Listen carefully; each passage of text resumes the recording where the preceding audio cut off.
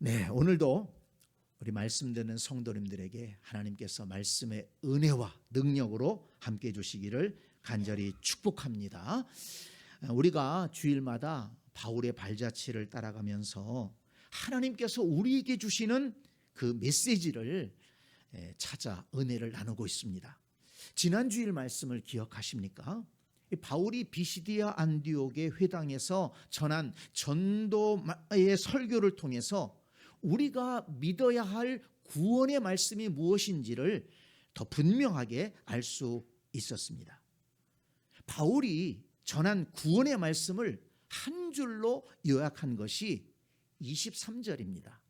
여러분 13장 23절을 다시 한번 보기 바랍니다. 하나님이 약속하신 대로 이 사람의 후손에서 이스라엘을 위하여 구주를 세우셨으니 곧 예수라. 아멘. 네, 거기다 밑줄을 좀 쳐놓으세요. 하나님이 약속하신 대로 다윗의 후손에서 이스라엘을 위하여 구주를 세우셨으니 누구라고요? 곧 예수라. 여러분, 이것이 우리가 붙들어야 될 구원의 말씀인 줄로 믿습니다.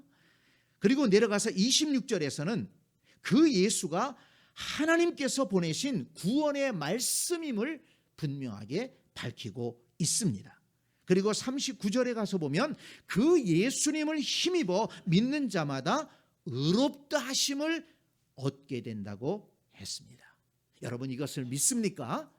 믿으시기를 바랍니다. 저와 여러분도 바울이 전한 이 구원의 말씀을 받아들여서 예수 그리스도를 구원의 주님으로 영접하고 죄 사함을 받아 하나님의 자녀로 거듭나고 하나님 나라를 소망하는 복된 성도로 신앙생활할 수 있기를 간절히 축원합니다. 그런데 오늘 본문 42절부터 보면 이 바울 사도가 전한 구원의 말씀을 들은 사람들의 반응을 알 수가 있습니다. 먼저 구원의 말씀을 듣고 긍정적인 반응을 보인 사람들이 있습니다. 자, 42절 말씀을 다시 읽습니다. 그들이 나갈새 사람들이 청하되 다음 안식일에도 이 말씀을 하라 하더라. 이제 바울과 바나바가 그 전도 설교를 말씀을 전하고 이렇게 나오는데 사람들이 바울을 붙들고 오늘 말씀이 너무 은혜스러웠습니다. 귀한 말씀 깨달았습니다. 다음 안식일에도 좀 다시 한번 이 말씀을 좀 꼭 해주시기를 바랍니다. 이렇게 부탁하는 것입니다. 굉장히 은혜 받았다는 얘기겠죠. 저에게도 예배를 마치고 나가면서 오늘 목사님 말씀의 은혜가 되었습니다. 힘이 되었습니다. 다음 주일에도 똑같은 말씀을 좀 전해주시면 안 되겠습니까? 이렇게 얘기해 주시는 분이 있다면 힘이 되겠지요. 기쁨이 되겠죠.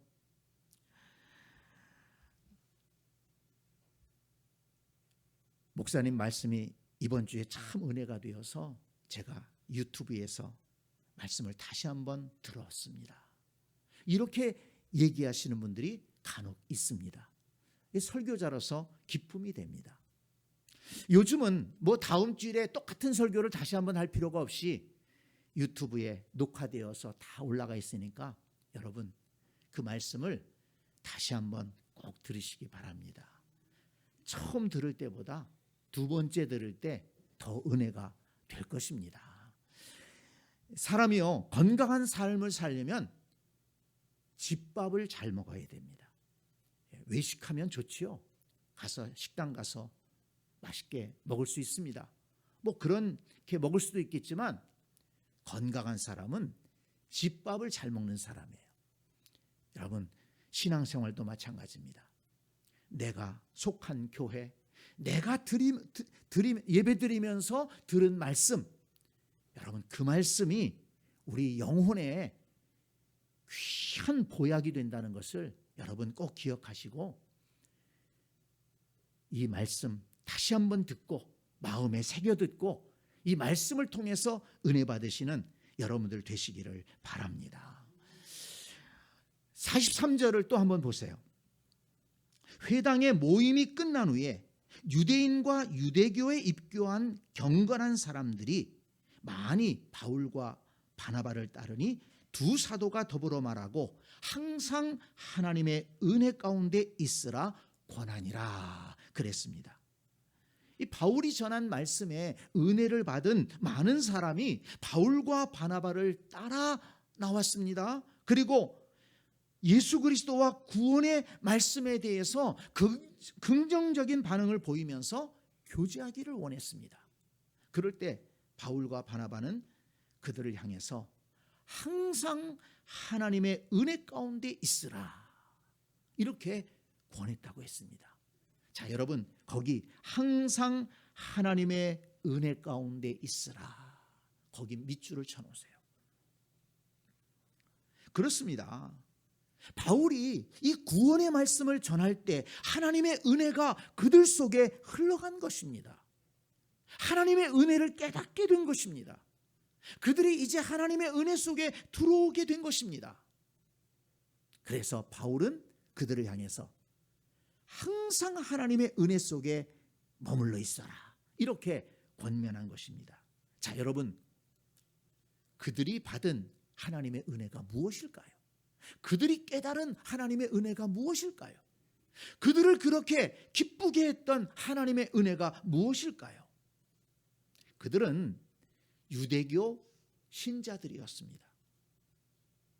구약의 율법과 선지자들의 가르침을 따라서 하나님을 믿고 섬기는 유대인들이었습니다. 또 그 유대교의 신앙을 받아들여서 함께 하나님을 믿고 섬기는 이방인들도 그 중에 있었습니다. 그러니까 지금까지 그들은 율법을 듣고 배우고 지키려고 힘썼습니다. 율법을 알고 율법을 지켜야만이 하나님의 백성이 될 수 있다고, 그래도 의롭게 될 수 있다고, 그렇게 믿고 율법을 지키려고 애쓰며 살아왔습니다. 그래서 하나님을 믿으면서도 예배 드리면서도 늘 마음이 무거웠어요. 왜 그렇습니까? 율법을 다 지킬 수 있는 사람이 없기 때문입니다. 율법의 말씀을 읽으면서도 이 말씀 지켜야 되는데, 이 말씀대로 살아야 되는데, 그런데 현실을 돌아보면, 나 자신을 돌아보면 그 율법을 다 지키질 못하고 있어요. 그러니까 불안한 거예요. 기쁨이 없는 거예요. 신앙생활하면서도 하나님이 제시해 놓은 이 율법, 이걸 어떻게 다 지킵니까? 그런데 바울이 전한 구원의 말씀은 39절에 나오는 대로 십자가에서 죽으시고 부활하신 예수 그리스도를 힘입어 믿는 자마다 죄 사함을 받고 의롭다 함을 얻는다는 것입니다. 율법을 지켜서가 아니고 예수 그리스도를 믿음으로 의롭게 될 수 있다는 말씀이 그들에게 큰 은혜와 기쁨이 된 것입니다. 율법을 무시한다는 것이 아닙니다. 율법을 완벽하게 지킬 수 없다는 거예요. 율법을 지킴으로 의롭다 하심을 받는다면 도저히 할 수 없다는 것입니다. 그런데 하나님께서 새로운 구원의 길을 열어주셨는데, 예수 그리스도를 통해서 예수 그리스도가 우리를 대신해서 우리의 죄를 대속해 주시고 씻어 주시고 용서해 주시고, 그래서 예수 그리스도로 말미암아 속죄함을 받을 수 있고 의롭다함을 받을 수 있고 주님의 자녀가 될 수 있고 하나님 나라의 백성이 될 수 있는 길을 새롭게 열어주셨다는 것입니다. 그 복음을 듣게 된 것입니다. 그래서 바울이 전하는 그 구원의 말씀을 듣고 사람들은 마음의 기쁨을 얻게 된 것입니다. 새로운 소망을 얻게 된 것입니다. 바울은 구원의 말씀을 전하면서 더 이상 율법의 종로로 타지 말고 눌려 살지 말고 하나님의 은혜 가운데 머물러 있으면서 예수 그리스도 안에서 자유함을 누리라고 그렇게 복음의 말씀을 전했던 것입니다. 이 은혜로운 말씀의 소문이 순식간에 그 비시디아 안디옥 시내에 퍼졌습니다. 그래서 다음 안식일에 또 사람들이 모이는데 보니까는 온 시민들이 다 모일 정도로 그렇게 많은 사람들이 모여들었다는 것입니다. 그래서 48절 말씀을 보세요. 놀라운 구원의 역사가 일어났습니다. 이방인들이 듣고 기뻐하여 하나님의 말씀을 찬송하며 영생을 주시기로 작정된 자는 다 믿더라. 네, 이 복음의 말씀을 들은 사람들이 예수 그리스도를 주님으로 영접하는 그런 놀라운 역사가 일어났습니다. 율법을 지킴으로가 아니라 그 당시에 그 로마 사회에서 얼마나 많은 우상들을 섬겼는지 모릅니다. 어마어마한 이 신전에서 우상들을 섬기며 거기에 끊임없이 제물을 바치어야 됐고 끊임없이 제사를 드려야만 뭔가 얻을 수 있다고 했는데 그게 아니라는 것입니다. 참되신 하나님을 발견하고 이제 그 하나님께서 보내신 구원의 말씀 예수 그리스도를 통해서 의롭다함을 받을 수 있는 이 놀라운 구원의 복음을 들었으니 그들이 어떻게 그것을 거절할 수 있었겠습니까? 예수 그리스도를 영접하고 구원의 은혜를 누리게 된 것입니다. 그런데 여러분, 이렇게 복음에 대해서 긍정적인 반응을 보이는 사람들만 있는 것이 아니고 부정적인 반응을 보이는 사람들도 많이 있었다는 것을 또 알 수 있습니다. 자, 45절 말씀을 보세요. 유대인들이 그 무리를 보고 시기가 가득하여 바울이 말한 것을 반박하고 비방하거늘 그랬습니다. 많은 사람들이 바울이 전하는 그 하나님의 말씀을 들으려고 모여들자 유대인들이 시기가 가득하여서 바울이 말한 것을 반박하고 비방하기 시작했습니다. 그들은 갑자기 나타난 이 바울과 바나바라는 사람이 지금까지 유지해왔던 그 유대인 공동체의 그 기득권을 빼앗아 가려는 줄 알고 그렇게 오해했을 수 있습니다.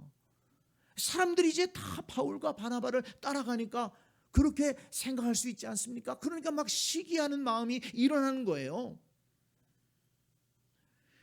그리고 바울이 율법을 지킴으로가 아니라 예수 그리스도를 믿음으로 구원받을 수 있다고 하니까 그 유대인 공동체를 지켜왔던 그 규범이었던 율법을 완전히 폐하는 줄 알고 율법을 부정하는 것으로 오해할 수 있었다는 것입니다.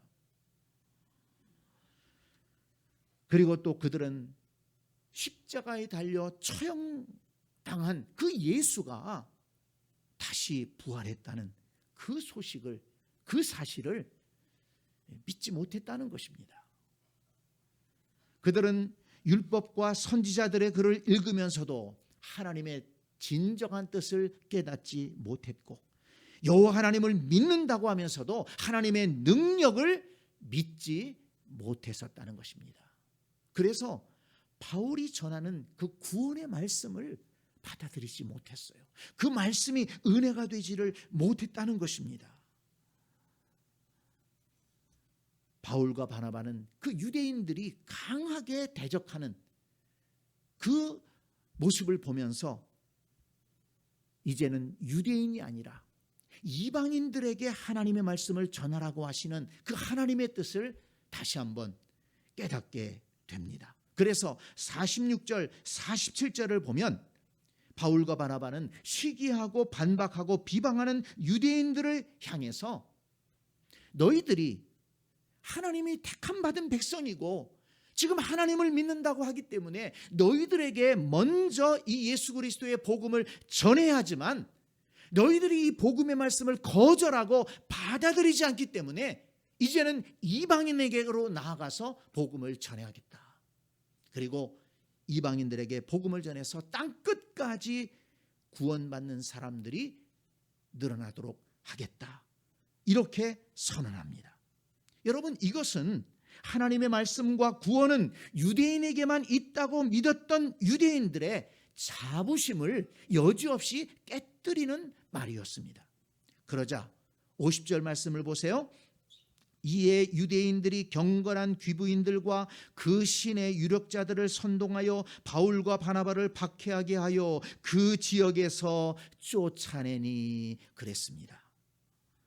유대교에 입교한 그 귀부인들, 그리고 그 도시의 힘있는 관리들을 선동해 가지고 바울과 바나바를 강제로 쫓아내도록 했다는 것입니다. 성도 여러분, 이 장면을 보면서 바울과 바나바가 구원의 말씀을 전해도 깨닫지 못하고 믿지 못하고 오히려 쫓아내는 사람들이 있었다는 것을 여러분 주목해 보기를 바랍니다. 유대인들은 율법주의로 인해서 마음이 닫혀 있었기 때문에 사도 바울 같은 능력자가 말씀을 전해도 거부했다는 것입니다. 하기는 예수님이 말씀을 전하셔도 받아들이지 않은 사람들이 있었지 않았습니까?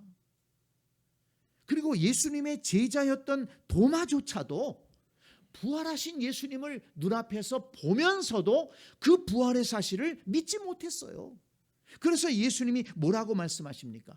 요한복음 20장 27절에 보면 내 손가락을 이리 내밀어 내 손을 보고 내 손을 내밀어 내 옆구리에 넣어봐라.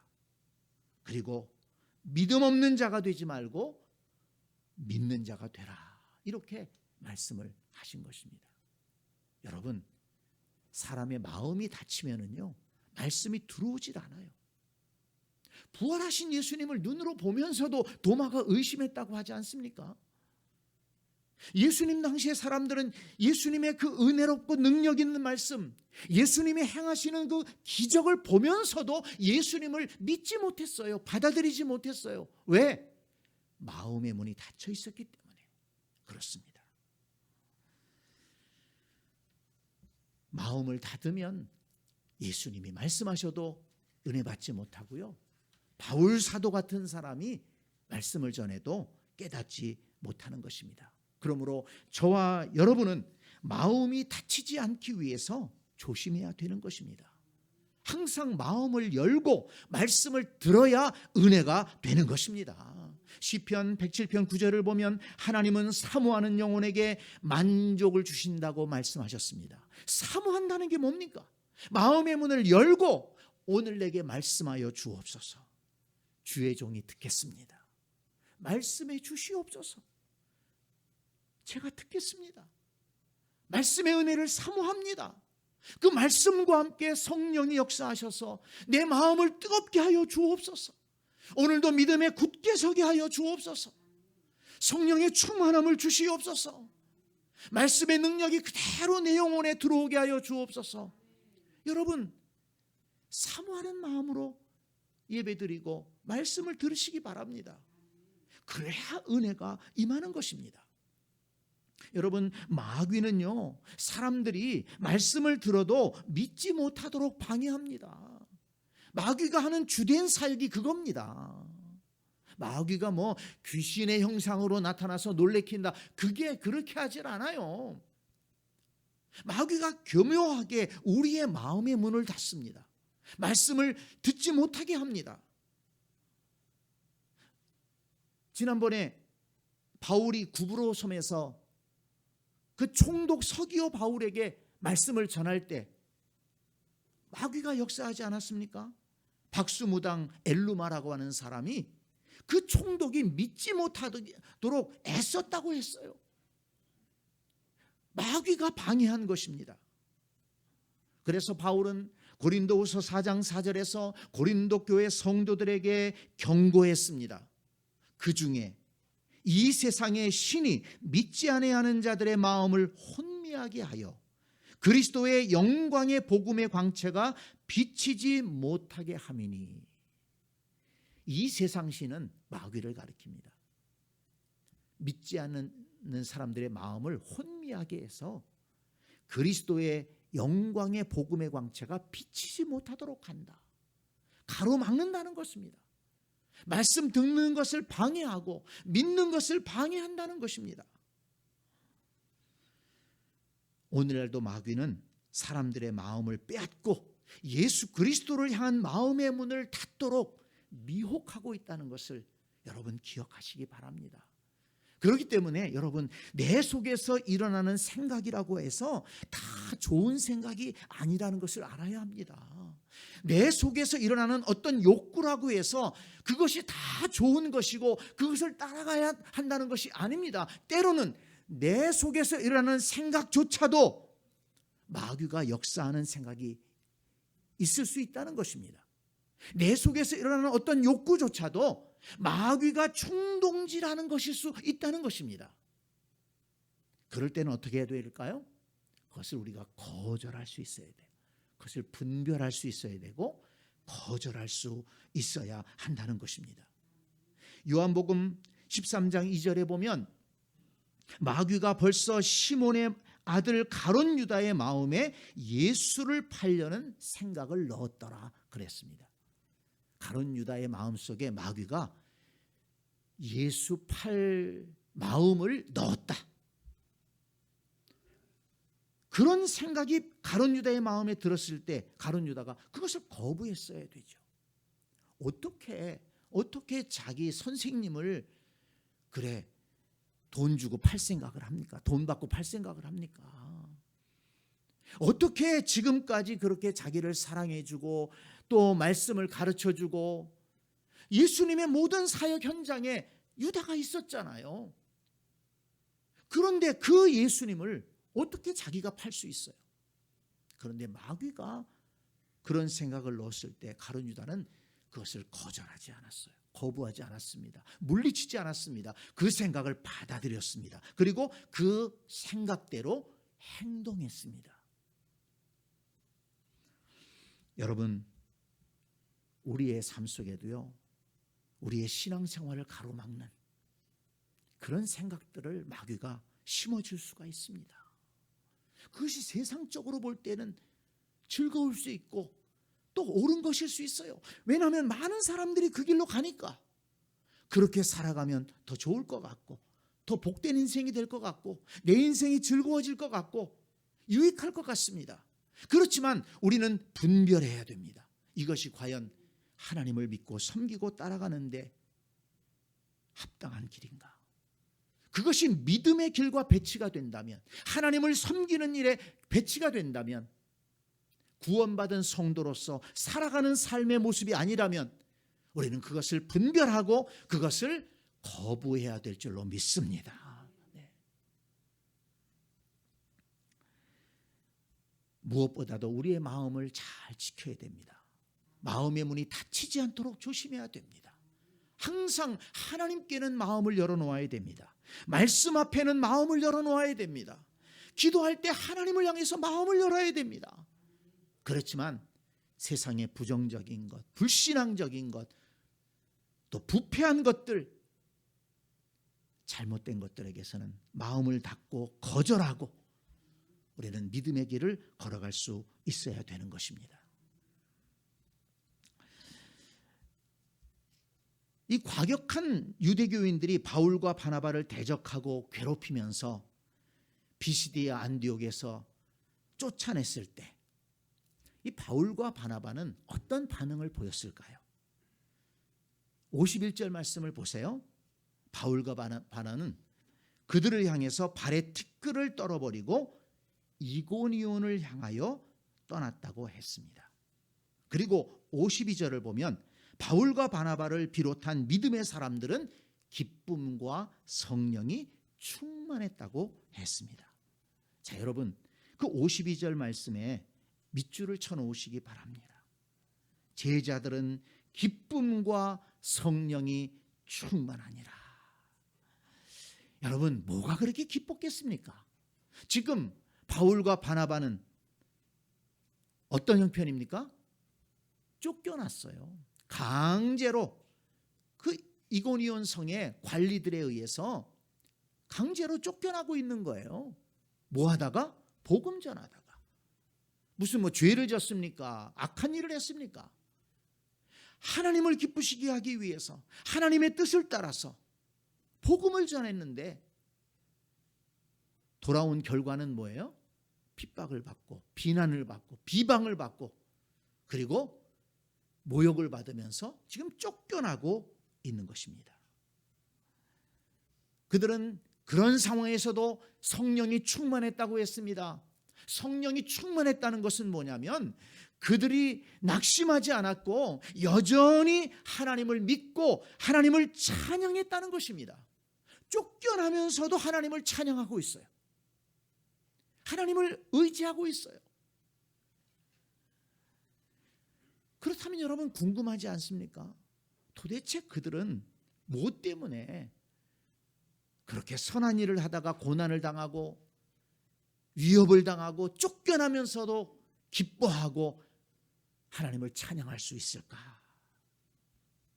오늘 본문을 읽고 묵상하면서 그 이유를 48절에서 찾을 수 있었습니다. 자, 48절 말씀을 다시 한번 봅니다. 이방인들이 듣고 기뻐하여 하나님의 말씀을 찬송하며 영생을 주시기로 작정된 자는 다 믿더라 그랬습니다. 자, 여러분 앞에서도 말씀드렸지만 이렇게 대적자들이 있었고 이 바울과 바나바를 쫓아내는 사람들이 있었지만 그러나 여러분 어떤 사람들이 또 있었어요? 영생 얻기로 작정된 자는 다 믿었다. 예수 그리스도를 주님으로 영접하고 구원받은 백성들, 복음 전도의 열매들이 있었다는 것입니다. 그렇습니다, 여러분. 대적자들만 생각한다면 낙심할 수밖에 없어요. 미워하는 사람들, 비방하는 사람들을 생각한다면 얼마나 기분이 나쁘겠습니까? 얼마나 실망할 수 있지 않겠습니까? 그러나 그것만 본 것이 아니고 자신들의 사역을 통해서 복음 전도를 통해서 예수님을 믿은 사람들이 있다는 것입니다. 변화된 사람들이 있다는 것입니다. 자신들을 인정해주고 따르는 사람들이 있다는 것입니다. 그러니까 바울과 바나바는 자신들에게 일어난 일 가운데 부정적인 일들에 매몰되지 않고 긍정적인 역사를 바라볼 수 있었다는 것입니다. 그리고 그 일로 인해서 감사하고 그 일로 인해서 기뻐하고 그 일로 인해서 하나님을 찬양하면서 나아갔다는 것입니다. 여러분, 이런 바울과 바나바의 신앙 태도가, 인생의 자세가 얼마나 아름답습니까? 그렇습니다. 우리도 살아가면서 여러 가지 고난이 있을 수 있어요. 때로는 사람들과의 관계 속에서 우리가 실망할 수도 있고 상처받을 수도 있고 때로는 어려움을 겪을 수도 있습니다. 그러나 여러분, 우리가 무엇을 바라보고 나가야 됩니까? 그렇게 고난받는 것만 바라보고 나간다면 우리는 낙심할 수밖에 없어요. 쓰러질 수밖에 없습니다. 나하고 좀 갈등하는 사람들과만 생각한다면 내 마음의 기쁨을 다 잃어버릴 수밖에 없어요. 그렇지만 여러분, 우리가 그런 부정적인 것들에 매몰되지 말고 거기에 지배받지 말고 하나님께서 우리에게 주신 기쁘고 감사하고 좋은 일들을 생각하면서 감사하면서 또 나와 함께 좋은 사람들과 협력하면서 신앙생활하고 교회생활하고 예배드릴 수 있는 복된 성도들이 다 될 수 있기를 간절히 축원합니다. 여러분, 중요한 것입니다. 항상 우리 앞에는 부정적인 상황과 또 긍정적인 상황이 있는 거예요. 어려운 상황도 있을 수가 있고 또 하나님이 주신 은혜와 축복의 상황이 있는 것입니다. 그런데 사람들 가운데 부정적인 것에 매몰돼서 살아가는 사람들이 많아요. 어떤 사람을 보더라도 꼭 단점을 바라보고 부정적인 것만 바라보고 그러면 그 관계가 형성이 안 되는 것입니다. 긍정적인 것을 바라보는 그런 눈을 달라고 기도하십시오. 하나님이 주시는 은혜를 볼 수 있도록 복된 눈이 될 수 있도록 여러분 기도하시기 바랍니다.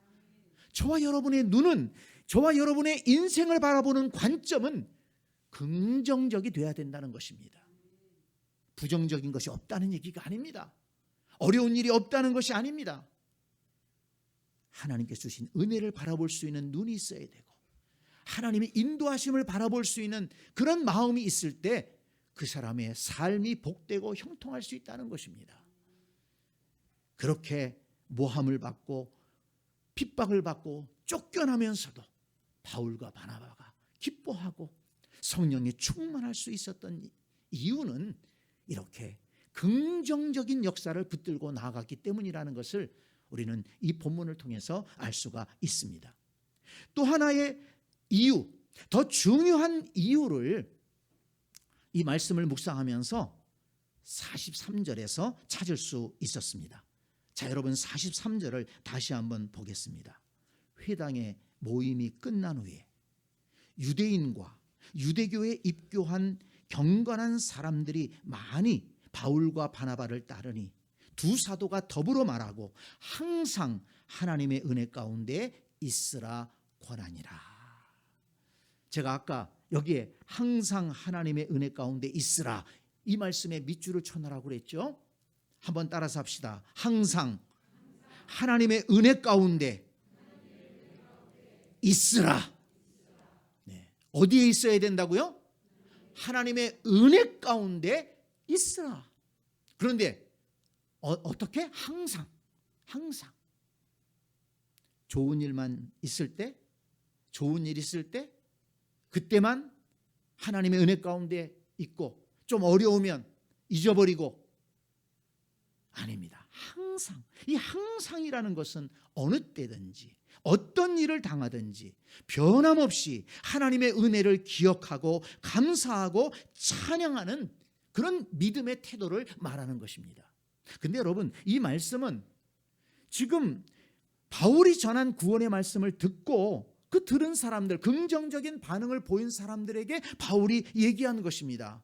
항상 하나님의 은혜 가운데 있으라 권했습니다. 그런데 여러분 이 말씀을 보면 아니 바울의 발자취를 보게 되면 바울은 권할 뿐만 아니라 그 자신이 항상 하나님의 은혜 가운데 있었다는 것을 알 수 있습니다.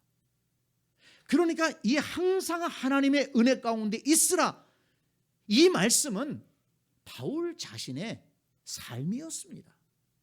그리고 지금 믿음의 반응을 보인 사람들에게도 너희들도 항상 하나님의 은혜 가운데 있어야 된다. 그렇게 권면한 것입니다. 바울은 부활하신 주님을 만나고 나서 변화되지 않았습니까? 그 후로 바울의 발자취를 보게 되면 항상 하나님의 은혜 가운데 살았던 것을, 하나님의 은혜를 잊지 않았던 것을 우리가 알 수 있습니다. 고린도전서 15장 10절을 보면 그러나 내가 나 된 것은 하나님의 은혜로 된 것이니 나의 나 된 것은 하나님의 은혜로 된 것이다. 이것이 바울의 고백입니다. 디모데전서 1장 13절에 보면 내가 전에는 비방자요 박해자요 폭행자였으나 도리어 긍휼을 입은 것은 우리 주의 은혜가 그리스도 예수 안에 있는 믿음과 사랑과 함께 넘치도록 풍성하였도다. 그렇습니다. 바울이 늘 잊지 않고 살았던 게 뭐냐면 내가 전에는 부활하신 예수님 믿기 전에는 비방자요 박해자요 폭행자였다는 것입니다. 마땅히 지옥에 가야 될 사람이었는데 하나님께서 나를 긍휼히 여기셔서 예수 그리스도 안에서 믿음과 사랑과 함께 그 은혜를 풍성하게 넘치도록 주셨다는 것입니다. 그래서 내가 그 모든 죄 사함을 받고 그런 죄인이 지금 의롭다함을 받고 이렇게 구원의 복음을 전하는 하나님의 일꾼이 되었다는 것입니다. 이 사실을 생각할 때 바울은 늘 마음이 기쁘고 감사했다는 것입니다. 그 은혜를 한순간도 바울은 잊지 않고 있었다는 것입니다. 그리고 그렇게 비방자요 박해자요 폭행자였는데 어떻게 내가 예수 그리스도의 이 생명의 복음을 전하는 자가 되었는가? 이 귀한 하나님의 말씀을 전하는 자가 되었는가? 그것 또한 하나님의 은혜였다. 내가 모든 사도보다 더 많이 수고하였으나 내가 한 것이 아니요 오직 나와 함께 하신 하나님의 은혜로라. 내가 구원받은 것도 하나님의 은혜고 내가 이렇게 귀한 일에 쓰임받는 것도 하나님의 은혜다. 하나님의 은혜, 하나님의 은혜, 하나님의 은혜. 바울은 하나님의 은혜를 강조합니다. 근데 그 하나님의 은혜가 바울 심령 속에 늘 있었다는 거예요. 그렇기 때문에 지금 바울은 쫓겨나면서도 기뻐할 수 있었고 성령이 충만할 수가 있었고 하나님을 찬양할 수가 있었던 것입니다. 여러분들 심령 속에 하나님의 은혜가 있습니까? 하나님의 은혜가 흐르고 있습니까? 하나님의 은혜를 잊지 마시기 바랍니다. 바울을 구원하신 그 하나님의 은혜가 저와 여러분도 구원하셨습니다. 바울을 붙들어 주시는 그 하나님의 은혜가 저와 여러분들을 붙들어주고 계십니다. 바울을 귀한 사역에 쓰신 그 하나님의 은혜가 저와 여러분들에게도 임해서 귀한 일에 헌신할 수 있도록 인도하신 것입니다. 이 말씀을 읽고 묵상하면서 저는 51절 말씀을 읽으면서 참 많은 도전을 받았습니다. 자, 여러분 51절 말씀을 다시 한번 봅니다. 두 사람이 그들을 향하여 발에 티끌을 떨어버리고 이고니온으로 가거늘, 거기 이고니온으로 가거늘, 거기다 밑줄을 쳐놓으세요. 이게 왜 감동이 됐느냐? 여러분 지금 발에 티끌을 떨어버렸다고 했어요. 이게 무슨 얘기입니까? 뒤도 돌아보기 싫다는 거예요. 그만큼 박해를 하고 그만큼 미워하고 그만큼 비방하고 그래서 먼지까지 그냥 털어버리고 나왔어요. 그런데 그렇다면 지금 쫓겨나왔습니다. 그렇다면 여기까지만 하고 그냥 돌아가자. 출발했던 수리아 안디옥으로 돌아가자. 뭐 그렇게 얘기할 수도 있지 않겠습니까? 그 버가에서는 함께 출발했던 마가 요한이 힘들다고 돌아갔잖아요. 그런데 여러분 지금 바울과 바나바는 이고니온으로 가거늘. 이고니온은 비시디아 안디옥에서 약 160km 정도 떨어진 지금의 튀르키예 조금 더 그 동남쪽으로 내려오는 곳입니다. 160km 가까운 거리 아닙니다. 또 다른 도시에 가서 이고니온이라고 하는 도시에 가서 복음을 전해야 되겠다.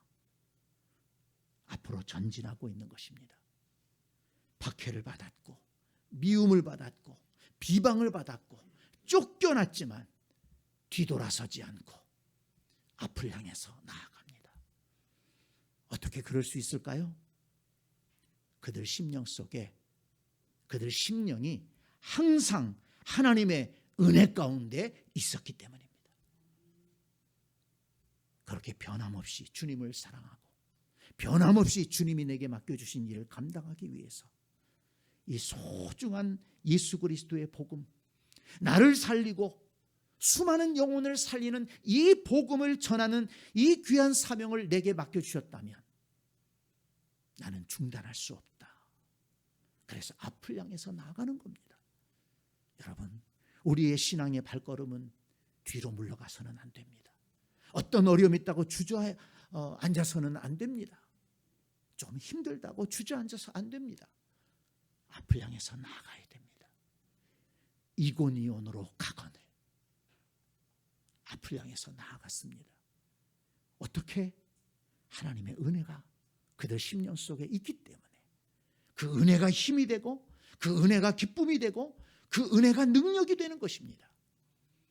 저와 여러분들 속에 하나님의 은혜가 늘 충만하기를 원합니다. 그 하나님의 은혜를 잊지 말기를 바랍니다. 혹시라도 신앙생활 하다가 또 인생을 살면서 낙심될 일이 있고 고민되는 일이 있고 힘든 일이 있을 때 마음이 주저앉게 되죠. 좀 우울한 마음 들 때가 있죠. 그럴 때 여러분 정신 차리고 하나님이 내게 베풀어 주신 은혜를 한번 생각해 보시기 바랍니다. 그러면 다시 일어설 수 있습니다. 그리고 그 은혜 붙들고 그 은혜를 힘입어서 우리는 끝까지 믿음의 길을 달려갈 수가 있는 것입니다. 여러분, 우리가 달려가야 할 그 믿음의 길의 끝이 어디입니까? 주님 앞에 설 때까지입니다. 주님 앞에 설 때까지 우리는 이 믿음의 길을 걸어가야 되고, 예배하는 길을 걸어가야 되고, 주님 맡기신 사명을 감당하며 달려가는 것입니다. 오늘 예배드리고 말씀드리는 우리 성도들 가운데 한 사람도 중간에서 낙오되는 사람이 없기를 바랍니다. 되돌아가는 사람이 없기를 바랍니다. 이 생명의 길, 이 구원의 길, 이 영광스러운 길을 주님 앞에 설 때까지 하나님의 은혜를 붙들고 달려갈 수 있는 우리 모두가 될 수 있기를 간절히 축원합니다. 아멘.